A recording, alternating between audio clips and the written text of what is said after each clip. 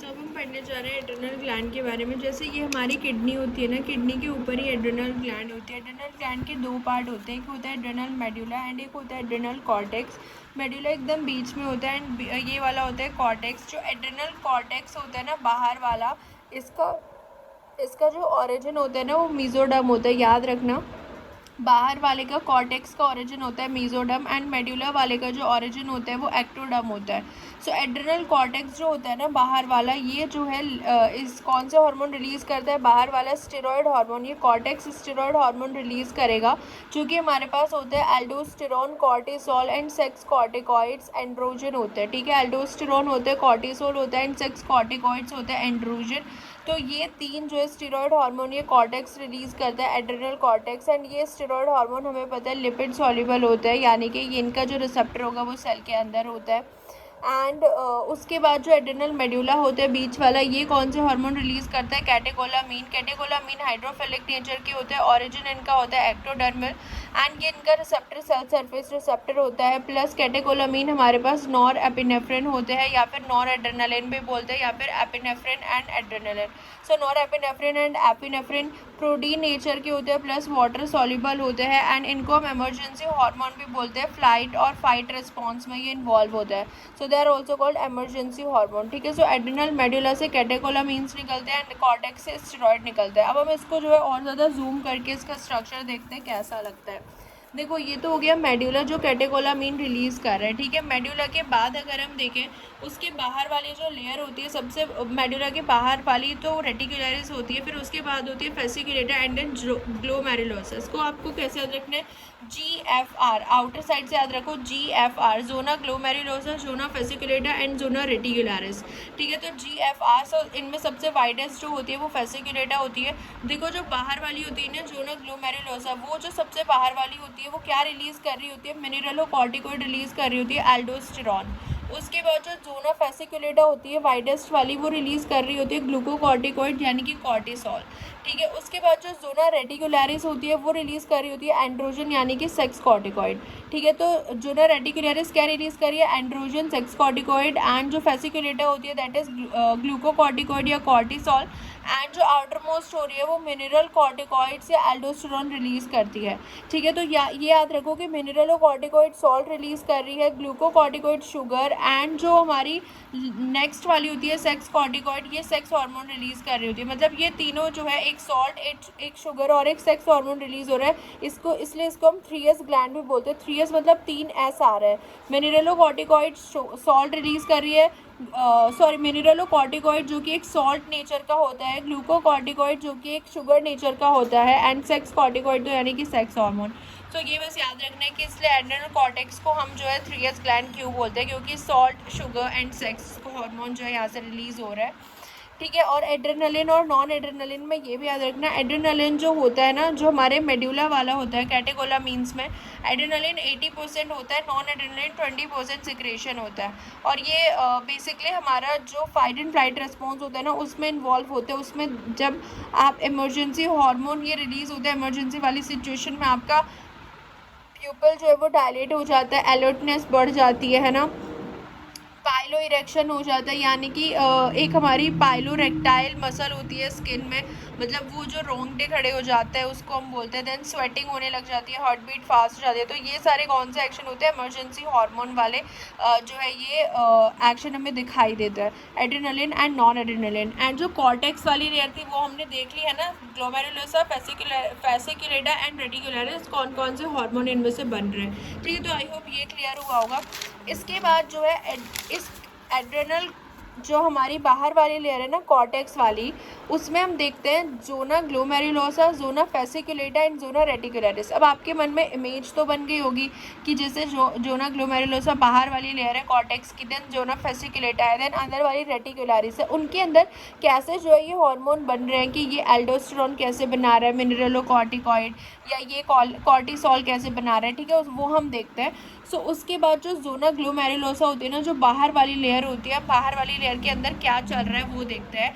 उसमें सबसे पहले जो कोलेस्ट्रॉल होता है उससे ये डेराइव्ड है, ठीक है। कोलेस्ट्रॉल से पहले प्रेग्नेनोलॉन बनता है। प्रेग्नेनोलॉन के लिए जो एंजाइम यूज होता है जिसको हम कोलेस्ट्रॉल डेस्मिटेज बोलते हैं, इसको हम साइड चेन क्लीवेज एंजाइम भी बोलते हैं, कोलेस्ट्रॉल डेस्मिटेज। देन प्रेग्नेनोलॉन से प्रोजेस्टेरॉन बनता है एंड यहाँ पे जो एंजाइम यूज होता है 3 हाइड्रोक्सी स्टेरॉइड डिहाइड्रोजिनेज यूज होता है, याद रखना, प्रेग्नेनोलॉन से प्रोजेस्टेरॉन।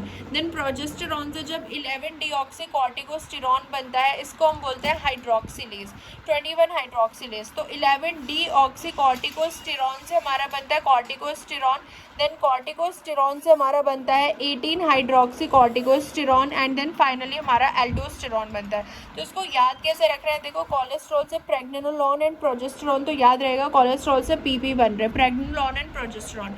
देन प्रोजेस्टेरॉन से हमारा बनता है 11 डीऑक्सी कॉर्टिकोस्टेरॉन। फिर जो बस याद रखना है कि प्रोजेस्टेरॉन से 11 डीऑक्सी कॉर्टिकोस्टेरॉन बनता है, कॉर्टिकोस्टेरॉन का फिर कॉर्टिकोस्टेरॉन लिख देना है, कॉर्टिकोस्टेरॉन एंड देन कॉर्टिकोस्टेरॉन से वापस से बनता है 18 hydroxy corticosterone and then finally हमारा एल्डोस्टेरॉन बन जाता है एल्डोस्टेरॉन सिंथेस से एंड इसको हम मिनरलोकॉर्टिकॉइड बोलते हैं, ठीक है। एंड ये रेगुलेट करता है ऑस्मोलैरिटी एंड बॉडी फ्लूइड को, एल्डोस्टेरॉन। सो ये किसके अंदर हो रहा है, ज़ोना ग्लोमेरुलोसा के अंदर हो रहा है, जिसमें कोलेस्ट्रॉल से जो हमारा एल्डोस्टेरॉन बन रहा है। एंड ये सारे एंजाइम जो है मोस्टली आपको कहाँ पे मिलेंगे, ये वाला भी कोलेस्ट्रॉल डेस्मिटेज माइटोकॉन्ड्रिया में होता है, बाकी सारे भी माइटोकॉन्ड्रिया में होते हैं। सिर्फ जो ये प्रेग्नेनोलॉन से प्रोजेस्टेरॉन बनाता है ये एससीआर में होता है एंड प्रोजेस्टेरॉन से 11 डीऑक्सी कॉर्टिकोस्टेरॉन वाला एससीआर में होता है, बाकी ये सारे माइटोकॉन्ड्रिया में प्रेजेंट होते हैं, ठीक है। ये क्लियर होगा। उसके बाद देखो जो जोना फैसिकुलेटा होती है उसके अंदर वाली लेयर जो होती है, प्रेग्नेनोलॉन जाएगा जोना फैसिकुलेटा में, जोना फैसिकुलेटा में प्रेग्नेनोलॉन से 17 OH प्रेग्नेनोलॉन बनता है, फिर 17 OH प्रेग्नेनोलॉन से 17 OH प्रोजेस्टेरॉन बनेगा, सेम वही। देन 17 OH प्रोजेस्टेरॉन से 11 डीऑक्सी कॉर्टिसोल बनेगा, यहाँ पे कॉर्टिकोस्टेरॉन था, यहाँ पे कॉर्टिसोल बनेगा एंड फाइनली हमारा कॉर्टिसोल बन जाएगा, ठीक है। बस ये दोनों जो हार्मोन होते हैं ना प्रेग्नेनोलॉन एंड प्रोजेस्टेरॉन के बीच वाले, ये सारे एससीआर में प्रेजेंट होते हैं, ठीक है। तो ये बस याद रखना है एंड ये एंजाइम तो याद करने पड़ेंगे, जैसे प्रेग्नेनोलॉन से प्रोजेस्टेरॉन में डिहाइड्रोजिनेज यूज होता है, डिहाइड्रोजिनेज एंड प्रोजेस्टेरॉन से जो डीऑक्सी कॉर्टिसोल बनते हैं यहाँ पे हाइड्रोक्सिलेज एंड यहाँ पे भी हाइड्रोक्सिलेज यूज होता है, ठीक है। तो ये था जोना फैसिकुलेटा में जो उसके अंदर वाली लेयर होती है जिसमें हमारा कॉर्टिसोल बन रहा होता है। अब उसके बाद हम आ जाते हैं जो सबसे अंदर वाली लेयर होती है जो हमारी होती है जोना रेटिकुलरिस। इसके अंदर क्या होता है ना हमारे पास, ये बनता है DHEA सल्फेट, डिया सल्फेट। ये जो डिया सल्फेट होता है ना ये हमारा इससे बनता है 17 OH प्रेग्नेनोलॉन जो होता है ना ये कन्वर्ट हो जाता है किसके अंदर, DHEA सल्फेट के अंदर। देन DHEA सल्फेट जो है ये बना लेता है किसमें, एल्डोस्टीन डायोन बना लेता है। DHEA सल्फेट क्या बना लेता है, एंड्रोस्टीन डायोन। एंड्रोस्टीन डायोन से हमारा टेस्टोस्टेरॉन बनता है, टेस्टोस्टेरॉन जो है 5 अल्फा रिडक्टेज से डाईहाइड्रोटेस्टोस्टेरॉन में भी कन्वर्ट हो जाता है। तो ये किसके अंदर चल रहा है, जोना रेटिकुलरिस, जो हमारे सेक्स हार्मोन बन रहे हैं, सेक्स कॉर्टिकोइड बन रहे हैं। सो जो हमारा 17 OH प्रेग्नेनोलॉन था वो DHEA सल्फेट में कन्वर्ट हो गया, उसके बाद ये होता है एंड्रोस्टीन डायोन में कन्वर्ट हो गया, देन टेस्टोस्टेरॉन बना एंड देन टेस्टोस्टेरॉन डाईहाइड्रोटेस्टोस्टेरॉन में कन्वर्ट हो गया। तो आप देख रहे हो कि अगर एड्रेनल ग्लैंड से हमारा टेस्टोस्टेरॉन भी बनता है, सो फीमेल के अंदर भी तो एड्रेनल ग्लैंड होती है ना किडनी के ऊपर ही, तो ये टेस्टोस्टेरॉन थोड़ा बहुत फीमेल में भी प्रेजेंट होता है, ठीक है। तो ये याद रखना है। और ये होता है male sex hormone androgen, DHEA बोलते हैं इसको, DHEA, ठीक है। अगर इसका हाइपर सिक्रेशन हो जाता है, इसको मेल सेक्स हार्मोन बोलते हैं। DHEA का हाइपर सिक्रेशन की वजह से बॉडी हेयर आ जाएंगे, pubic hair, facial hair, puberty पे जो है ये भी इंक्रीज हो जाएंगे, ठीक है। सो मेल सेक्स हार्मोन को हम क्या बोलते हैं, एंड्रोजन, एंड ये DHEA हम बोलते हैं, DHEA सल्फेट बनता है। तो ये जोना रेटिकुलरिस के अंदर हो रहा है जिससे हमारे ये सेक्स कॉर्टिकॉइड्स बन जाते हैं। मेल के सेक्स कॉर्टिकॉइड होते हैं एंड्रोजन, ठीक है। ये DHEA जैसे बन गया, इससे हमारा एंड्रोस्टीन डायोन, टेस्टोस्टेरॉन, डाईहाइड्रोटेस्टोस्टेरॉन, ठीक है। और ये हमारे होते हैं सेक्स कॉर्टिकॉइड जिसको हम बोल रहे हैं। तो ये तो पूरा वही है जो मैंने भी बताया कि ज़ोना ग्लोमेरुलोसा के अंदर कौन कौन से हार्मोन बनते हैं, बाहर वाली के अंदर मिनरलोकॉर्टिकॉइड, फिर ग्लूकोकॉर्टिकॉइड, सेक्स कॉर्टिकॉइड। तो इस तरीके से जो है ये इनके इसमें इन्वॉल्वमेंट होते हैं। अभी हम इनके फंक्शन भी देखेंगे कि ये कैसे इन्वॉल्व होते हैं फंक्शंस में। को जो हमारा मिनरलोकॉर्टिकॉइड होता है ना, जिसको हम बोलते हैं एल्डोस्टेरोन, ये एक स्टेरॉइड हार्मोन है। इसका इंट्रासेल्युलर रिसेप्टर होता है, लाइपोफिलिक होता है, स्टेरॉइड हार्मोन पता ही है। ये किस में इन्वॉल्व होता है? एल्डोस्टेरोन सोडियम और वाटर का रीअब्जॉर्प्शन कराता है from the P cell of late DCT and collecting duct. जो हमारे किडनी में नेफ्रॉन होते हैं ना, नेफ्रॉन के स्ट्रक्चर में ये जो डीसीटी होता है, ये तो होता है प्रॉक्सिमल कॉन्वोकेटेड ट्यूब्यूल, एंड ये हमारा होता है डीसीटी। और ये जो कॉन्वोकेटेड ट्यूब्यूल होता है डीसीटी, इसकी जो सेल्स होती है ना, यहाँ पे इनको हम पी सेल भी बोलते हैं, एंड यहाँ पे ये कलेक्टिंग डक्ट होता है। तो डीसीटी की जो पी सेल होती है, लेट डीसीटी और कलेक्टिंग डक्ट की, वहाँ से सोडियम और H2O का रीअब्जॉर्प्शन बढ़ा देता है ये एल्डोस्टेरॉन, ठीक है। तो सोडियम का रीअब्जॉर्प्शन होने लगता है from distal end collecting tubules. इसका मेन फंक्शन यही है, बट अफेक्ट ये वाटर के रीअब्जॉर्प्शन को भी अफेक्ट करता है, क्योंकि सोडियम अगर यहाँ पे जाएगा, सोडियम का रीअब्जॉर्प्शन होगा तो वहाँ पे सॉल्यूट ज़्यादा हो जाएगा ना, सॉल्यूट ज़्यादा और सॉल्वेंट कम, तो सॉल्वेंट तो अपने आप ही फिर इधर मूव करने लगेगा। तो साथ साथ वाटर का भी रीअब्जॉर्प्शन हो जाता है, क्योंकि वाटर फ्लो करता है from low solute to high solute, ठीक है। लो सॉल्यूट मतलब सॉल्वेंट तो हाई है ना, इसलिए इसमें याद रखना कि हाउ एल्डोस्टेरॉन प्रोमोट। अब देखते हैं कि ये सोडियम का रीअब्जॉर्प्शन कैसे कराता है। स्टेरॉइड हार्मोन होता है, जीन एक्सप्रेशन लेवल इन्वॉल्व होता है इसके अंदर, responsible for expression of sodium channel. यहाँ पे ये एक्सप्रेस कराता है sodium channel, and also expression of sodium potassium pump. अब इसको हम स्टडी करते हैं कि इसका काम कैसे होता है। देखो ये हमारे जो है डीसीटी है, नेफ्रॉन का जो है डीसीटी, एंड उसका एक हमने ये सेल लिया हुआ है जो कि हमारी पी सेल होती है, ठीक है। ये एक पी सेल यहाँ पे जूम करके दिखाई हुई है, इधर ब्लड वेसल है, एंड इधर हमारा क्या है, ये इसका ल्यूमेन है। नेफ्रॉन का जो है ये ल्यूमेन है, डीसीटी का ल्यूमेन है यहाँ पे। तो ये जो ल्यूमेन होता है, मान लो ब्लड में हमारा जो है एल्डोस्टेरॉन जो है वो रिलीज़ हुआ। अब एल्डोस्टेरॉन क्या करेगा, यहाँ से एल्डोस्टेरॉन जो होता है ना, वो ब्लड के थ्रू डायरेक्ट एंट्री कर जाता है सेल के अंदर।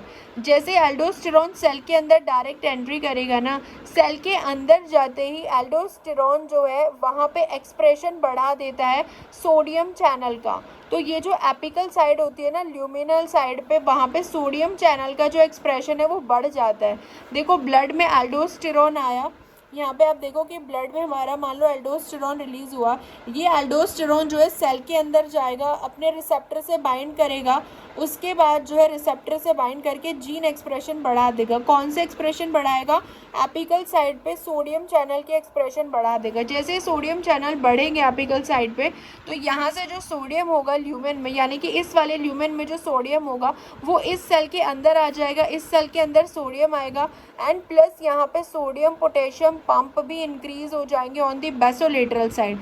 सो बेसोलेटरल साइड ब्लड वाली साइड, यहाँ पे देखो, यहाँ पे ब्लड वाली साइड जो है सोडियम पोटेशियम पंप इंक्रीज हो जाएंगे, जो कि सोडियम को कहाँ फेंकेंगे, बाहर की साइड फेंकेंगे, एंड सोडियम जो है वो ब्लड के अंदर आ जाएगा। एंड अगर सोडियम ब्लड के अंदर आएगा, सॉल्यूट ज़्यादा हो जाएगा, तो सॉल्वेंट कम होने की वजह से फिर वाटर भी उसके साथ साथ मूव करता है। और ये पता होनी चाहिए कि नॉर्मल कंसनट्रेशन सोडियम की जो है वो एक्स्ट्रा सेल्यूलर में हमेशा हाई होती है, ठीक है। एंड सोडियम पोटेशियम पंप जो है वो अगेंस्ट द कंसनट्रेशन जो है उसको पंप करता है बाहर की साइड, एंड चैनल्स जो होते हैं वो तो टुवर्ड्स द कंसनट्रेशन मूव करता है। तो ये एक तो सोडियम चैनल बढ़ा देता है एपिकल साइड पे, एंड बेसोलेटरल साइड पे sodium potassium pump. So as the aldosterone produce it increase the expression of the gene responsible for the movement of sodium ion on the apical membrane पे sodium channel, and ये passive transport करते हैं from high to low, and sodium potassium pump on the basolateral membrane जो कि active transport करते हैं low to high. So automatically हमारा sodium blood के अंदर जा रहा है, वाटर भी अंदर जाता है, ठीक है। तो ये होता है इसका फंक्शन मिनरलोकॉर्टिकॉइड में जो एल्डोस्टेरॉन होता है। देखो अब हम कॉर्टिसोल और ग्लूकोकॉर्टिकॉइड के बारे में देखते हैं, जो कि जोना फैसिकुलेटर रिलीज़ करती है, जो सेकंड हमारी लेयर होती है कॉर्टेक्स की। तो जोना फैसिकुलेटर से ये जो कॉर्टिसोल रिलीज़ होता है, ये जो होता है स्ट्रेस हार्मोन होता है कॉर्टिसोल। स्ट्रेस ब्लड में जनरेट कर देगा, क्योंकि बॉडी में स्ट्रेस हो जाएगा इसकी वजह से, तो ब्लड में भी स्ट्रेस हो जाता है, ठीक है। जैसे ही ब्लड में स्ट्रेस होगा ना, ब्लड में स्ट्रेस होने से जो ब्रेन सेंटर है वो एक्टिवेट हो जाता है। मान लो आपने स्ट्रेस लिया, बॉडी में स्ट्रेस हुआ, ब्लड में स्ट्रेस हुआ, तो आपके जो ब्रेन सेंटर्स हैं वो एक्टिवेट हो जाएंगे। उसके बाद हाइपोथैलेमस पे रिएक्शन जाएगा, एक्ट करेंगे। हाइपोथैलेमस से जो है रिलीज होता है CRH, corticotropin releasing hormone. CRH जो है वो एक्ट करता है एंटीरियर पिट्यूटरी पे, एंड एंटीरियर पिट्यूटरी रिलीज करता है adrenocorticotropin hormone. Adrenocorticotropin hormone ACTH hormone release करता है, ये हम ऑलरेडी पढ़ चुके हैं। ACTH फिर हमारी एड्रेनल कॉर्टेक्स पे एक्ट करता है, एंटीरियर पिट्यूटरी का हार्मोन एड्रेनल कॉर्टेक्स के जोना फेसिकुलेटर वाले पे एक्ट करेगा, एंड जहाँ से हमारा कॉर्टिसोल रिलीज होगा। जब ये बहुत ज़्यादा बनने लगता है ना, तो ये अपना ही फीडबैक इनिबिशन देने लगता है, जैसे हमने थायरोक्सिन में देखा था ना, T3 एंड T4। ऐसे कॉर्टिसोल अपना फीडबैक इनिबिशन देने लगता है एंटीरियर पिट्यूटरी को, एंड फीडबैक इनिबिशन देने लगेगा, जिसकी वजह से फिर इसका जो कंसंट्रेशन है वो कम हो जाएगा। ठीक है, तो ये होता है कॉर्टिसोल। तो इस तरीके से कॉर्टिसोल हमारी बॉडी में रिलीज़ होता है। क्यों? क्योंकि आपकी बॉडी में अगर आप स्ट्रेस लेते हो तो ब्लड में स्ट्रेस बढ़ता है, तो स्ट्रेस की वजह से हमारे जो बॉडी है वो क्या रिलीज़ करती है? स्ट्रेस हार्मोन रिलीज़ करती है, दैट इज़ कॉर्टिसोल। इसका काम क्या होता है एक्शन ऑफ कॉर्टिसोल का? एक तो ये ग्लूकोनियोजेनेसिस कराता है, यानी कि ग्लूकोज बनाना स्टार्ट कर देगा नॉन कार्बोहाइड्रेट सोर्सेज से, क्योंकि सेल जो है वो एनर्जी चाहिए होगी, तो इसलिए ज़्यादा से ज़्यादा ग्लूकोज जो है वो बनना स्टार्ट हो जाएगा। लिपोलाइसिस प्रमोट कर देता है, फैट ब्रेक डाउन होने लगता है, ब्रेक डाउन ऑफ फैट होने लगता है फ्रॉम एनर्जी के लिए। ठीक है, फैट का ब्रेक डाउन होने लगता है, प्रोटियोलाइसिस होने लगता है, प्रोटीन का ब्रेक डाउन होने लगता है। लेकिन जो सेल्यूलर अपटेक होता है ग्लूकोज का वो कम हो जाता है, क्योंकि हमें ग्लूकोज ब्लड में भी रखना होता है, ब्लड में ग्लूकोज लेवल हमें मेंटेन रखना होता है। इसलिए स्ट्रेस कंडीशन में मेटाबॉलिज्म अफेक्ट नहीं होना चाहिए, तो ब्लड के अंदर ग्लूकोज के कंसंट्रेशन बनाए रखनी है हमको। कॉर्टिसोल का एक एंटी इन्फ्लेमेटरी एक्शन भी होता है, ये भी याद रखना है, एंड ये सारे एक्शन कॉर्टिसोल के ही होते हैं। प्लस जो कॉर्टिसोल होता है इसका फंक्शन और भी होता है, ये जो है फॉर्मेशन ऑफ आरबीसी करा देता है, एरिथ्रोपॉइसिस करा देता है, फॉर्मेशन ऑफ आरबीसीज, एंड ये एक एंटी स्ट्रेस हार्मोन जो है कॉर्टिसोल को हम एंटी स्ट्रेस हार्मोन बोलते हैं, क्योंकि स्ट्रेस के टाइम पे कॉर्टिसोल रिलीज होता है, एंड ये हमारे इम्यून सिस्टम को क्या करता है? इम्यून सिस्टम को सप्रेस करता है। सो स्ट्रेस के टाइम पे कॉर्टिसोल जो है वो बहुत ज़्यादा बनने लगेगा, एंटी स्ट्रेस बोलते हैं इसको, क्योंकि ये हमारे इम्यून सिस्टम को भी सप्रेस करता है।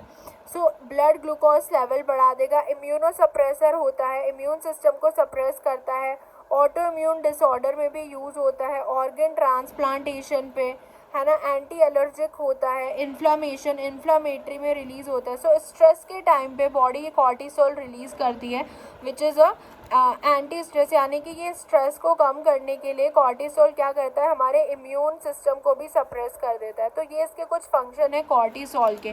ठीक है, एक देखो कशिंग सिंड्रोम होता है, जिसमें अगर कॉर्टिसोल के ग्लूकोकॉर्टिकोइड की ज़्यादा सिक्रेशन होने लगे तो कशिंग सिंड्रोम। कौन सिंड्रोम होता है? अगर एल्डोस्टेरॉन की मिनरलोकॉर्टिकोइड की हाइपर सिक्रेशन होने लगे तो कौन सिंड्रोम। ठीक है, कौन सिंड्रोम यानी कि एल्डोस्टेरॉन की हाई कंसंट्रेशन, कशिंग मतलब कॉर्टिसोल की हाई कंसंट्रेशन होने लगे, एंड एडिसन डिसीज होती है जहाँ पे इनएडिक्वेट सिक्रेशन दोनों का होने लगे, cortisol and aldosterone. So hyposecretion होने लगे, यानी कि एल्डोस्टेरॉन और कॉर्टिसोल दोनों ही अगर कम हो जाएंगे तो उस टाइम पे एडिसन डिसीज़ हो जाएगी। ठीक है, तो ये तीनों भी याद रखना है, these all are related to जो हमारे एड्रेनल कॉर्टेक्स के हार्मोन होते हैं। ठीक है, अब हम देखते हैं एड्रेनल मेड्यूला के बारे में।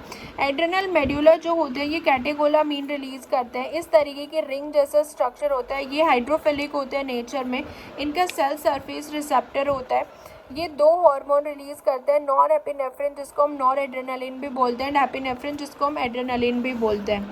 बेसिकली टायरोसिन प्रिकर्सर होता है, टायरोसिन से टायरोसिन हाइड्रोक्सिलेज होता है, टायरोसिन हाइड्रोक्सिलेज से हमारा बनता है एल डोपा, एल डोपा से फिर डी कार्बोक्सिलेज एंजाइम कन्वर्ट कर देता है एल डोपा को डोपामीन में, डोपामीन से फिर डोपामीन बी हाइड्रोक्सिलेज होता है, बीटा हाइड्रोक्सिलेज डोपामीन को कन्वर्ट कर देता है नॉर एपिनेफ्रिन में, एंड देन नॉर एपिनेफ्रिन से हमारा PNMT होता है, phenylethanolamine and methyltransferase, phenylethanolamine and methyltransferase ये नॉरएपिनेफ्रिन को कन्वर्ट कर देता है एपिनेफ्रिन में।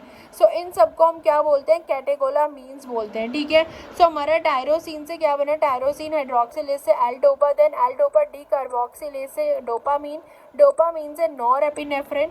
कौन सा हार्मोन यूज़ होता है, कौन सा एंजाइम यूज़ होता है, सॉरी, डोपामीन से dopamine beta hydroxylase enzyme, and then norepinephrine से हमारा पीएनएमटी के थ्रू एपिनेफ्रिन। तो ये जो हमारे होते हैं ना, डोपामीन, नॉरएपिनेफ्रिन, एपिनेफ्रिन, ये सब कैटेकोलामीन्स के अंडर ही आते हैं। इन सब का प्रिकर्सर क्या होता है, टायरोसिन होता है, ठीक है। हाँ, तो इनका एक और चीज़ इसमें आप याद रखना, जैसे एक ये होता है फियोक्रोमोसाइटोमा, ये एड्रेनल मेड्यूला का एक ट्यूमर होता है, इसको हम बोलते हैं फियोक्रोमोसाइटोमा। जब एक्सेस सिक्रेशन होने लगती है, हाइपर सिक्रेशन एड्रेनल मेड्यूला के हार्मोन की, ठीक है, तो उस टाइम पे फियोक्रोमोसाइटोमा उसको बोलते हैं। और एड्रेनल मेड्यूला को हम इमरजेंसी ग्लैंड बोलते हैं। हैंस ये सारे हमारे इमरजेंसी हार्मोन होते हैं, एपिनेफ्रिन, नॉरएपिनेफ्रिन, है ना, और hormone of fight and flight response, यानी कि इमरजेंसी के टाइम पे। एंड ये एक्ट करते हैं एज बोथ हार्मोन की तरह भी और न्यूरोट्रांसमीटर की तरह भी एक्ट करते हैं। न्यूरॉन्स में हम पढ़ेंगे कि ये एज ए न्यूरोट्रांसमीटर भी एक्ट करते हैं, एपिनेफ्रिन एंड नॉरएपिनेफ्रिन, ठीक है। तो बस, और अगर कहीं पे आप टर्म सुनो, दैट इज़ ऑस्टियोपोरोसिस। ऑस्टियोपोरोसिस का मतलब होता है कि ब्रेक डाउन ऑफ बोन का ब्रेक डाउन होना, ऑस्टियोपोरोसिस, ठीक है। तो जो पैराथायरॉयड होता है, पीटीएच जो होता है, ये हमें पता है कि ऑस्टियोक्लास्ट पे क्या करता है, एक्ट करता है, वहाँ से बोन का ब्रेक डाउन कराता है ताकि ब्लड के अंदर जो है कैल्शियम बढ़ जाए। पीटीएच क्या होता है, हाइपर कैल्सिमिक होता है ना। और जो एस्ट्रोजन होता है ना, मेंस्ट्रुअल साइकिल जैसे स्टॉप होती है, उस टाइम पे एस्ट्रोजन का लेवल तो कम हो जाता है, लेकिन एस्ट्रोजन का एक और काम होता है कि एस्ट्रोजन जो है ये इनहिबिट कर देता है ऑस्टियोक्लास्ट को, ब्रेक डाउन ऑफ बोन को ये इनहिबिट कर देता है, एस्ट्रोजन सप्रेस कर देता है ऑस्टियोक्लास्ट को, ठीक है। Which is the break osteoporosis क्या होता है, ब्रेक डाउन ऑफ बोन, याद रखना। तो ये एक याद रखना कि एस्ट्रोजन किसको इनहिबिट करता है, ऑस्टियोक्लास्ट को इनहिबिट करके रखता है, सप्रेस करता है, ऑस्टियोक्लास्ट को इनहिबिट नहीं करता, सप्रेस करता है, ठीक है। तो ये एक जो है कनेक्शन याद रखना ऑस्टियोपोरोसिस से रिलेटेड।